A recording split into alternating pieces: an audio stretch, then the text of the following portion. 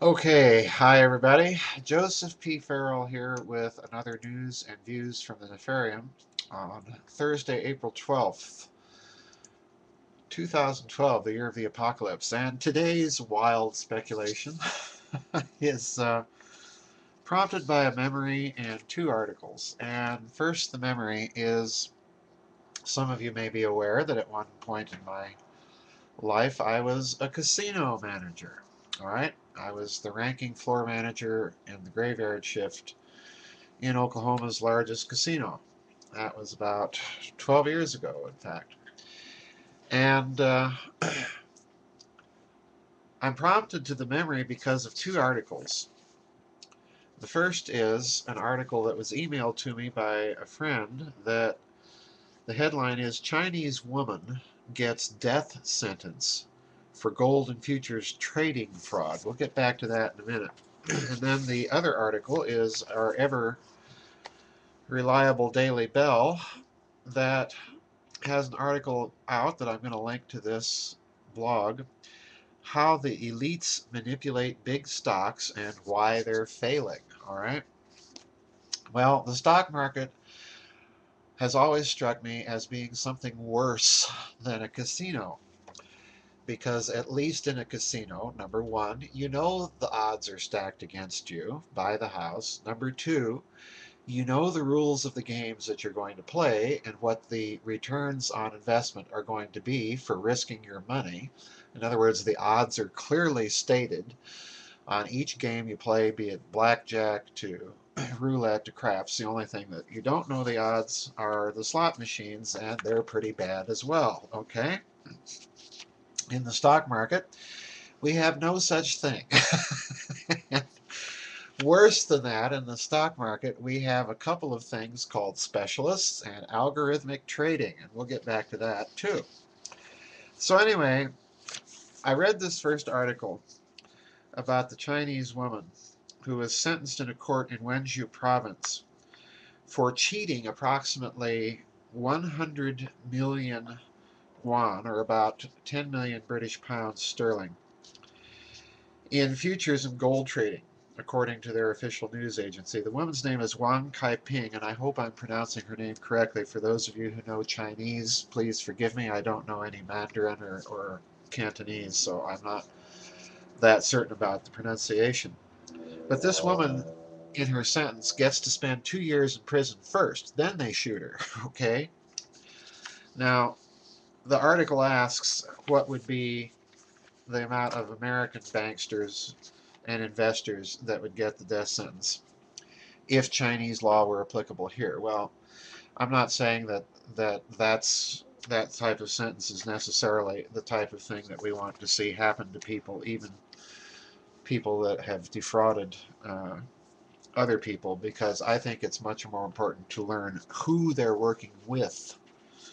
Anyway, the Daily Bell has a very interesting article, How the Elites Manipulate Big Stocks and Why They're Failing. And the article quotes a lady from Credit Suisse who has been studying the markets. And her name is Anna Avramovic of Credit Suisse.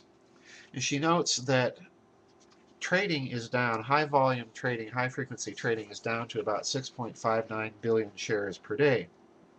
And that accounts, according to this article and according to the source that Daily Bell is quoting, for about half of the market share.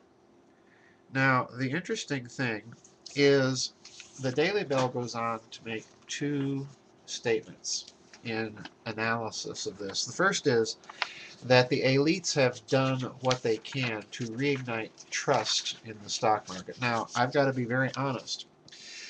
I've never put money in the stock market knowing what I know about it. The amount of algorithmic trading that's done by big brokerage houses, that really the net effect has been to manipulate prices of certain stocks. And then, of course, we have the ever popular specialists that pre-existed the algorithmic trading spree.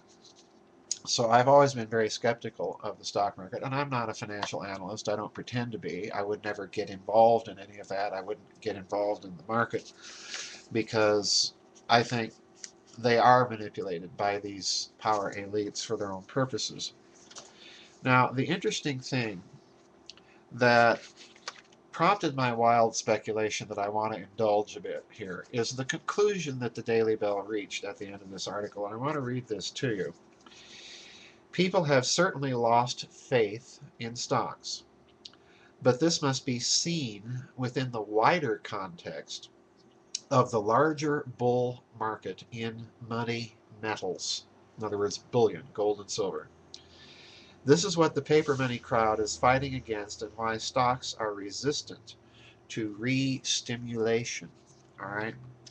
Now, that prompts my wild speculation because this article also mentioned that the bond market has been up with respect to the stock market. People are putting more money into bonds. And in fact, the average investor, the retail investor, the upper middle income, the upper middle class income people that would normally try to invest some of their money in stock markets have been pulling out of that and putting it into bonds.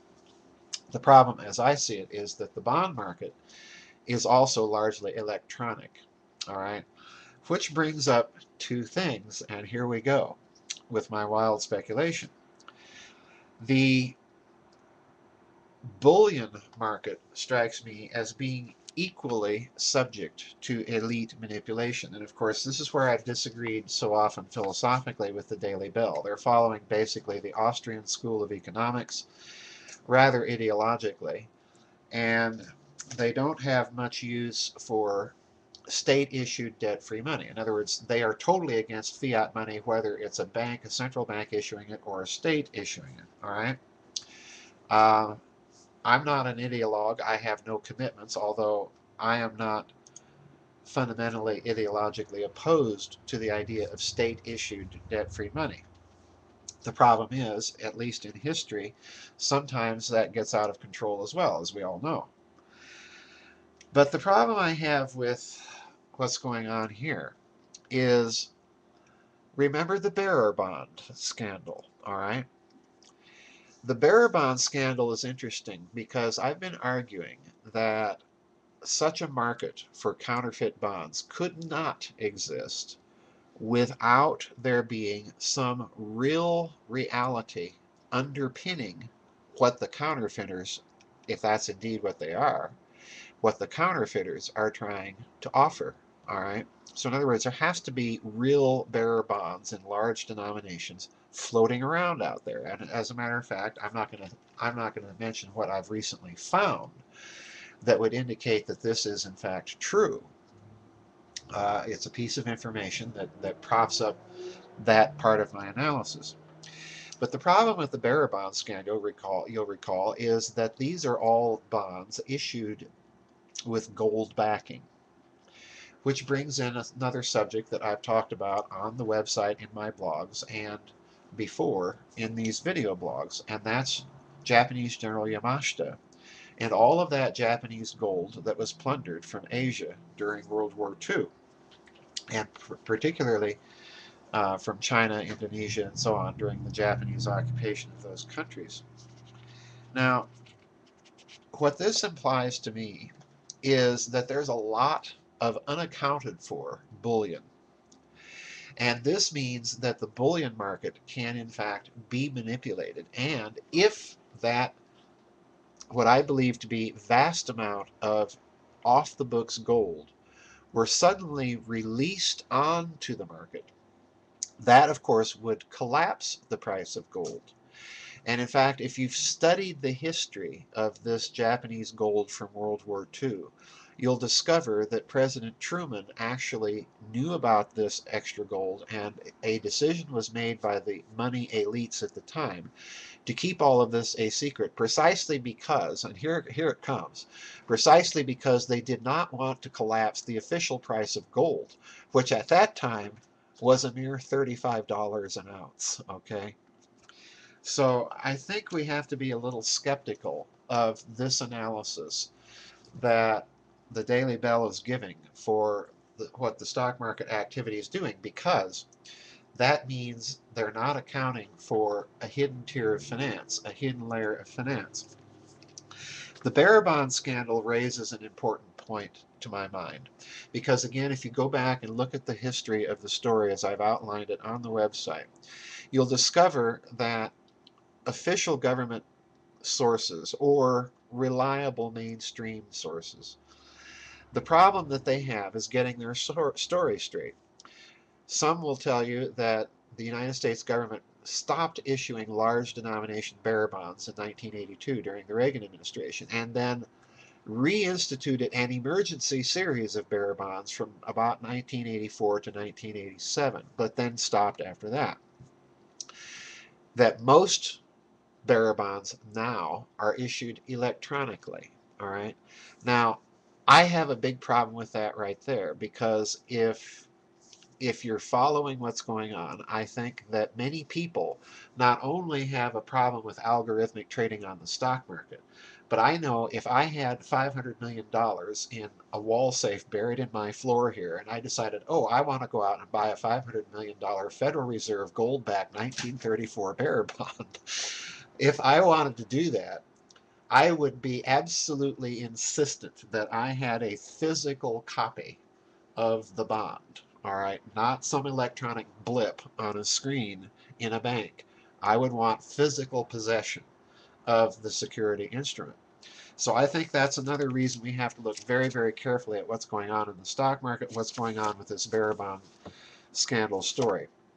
I think something is happening in the markets that are all somehow, and this is the wild speculation part, folks, that are all somehow related, very possibly, to this bearer bond story that keeps popping up. Now, the last instance was in Poland, all right? So now we've had Japanese, Spanish, Italian, now we've got Polish bearer bonds. Dig long and hard enough, folks, and you'll find it goes all the way back to the 1980s and the Vatican, and similar bearer bond stories coming out of the Vatican banking scandal from back then. So something's going on. I think it's all connected to this hidden tier of finance. And I think that if we want to really extend our speculation here further, folks, if we go to the story of Gary McKinnon in Great Britain, who has been fighting extradition to the United States for supposedly, allegedly, finding out or discovering the secret space program, I think there's a financial aspect to that story that has not come out. I think it's all connected with this hidden tier of finance that's been in place at least since the end of World War II and possibly prior to World War II. So that's my wild speculation for the day, folks. I'll link the articles on the website when I post this, and we'll see you on the flip side, folks. God bless.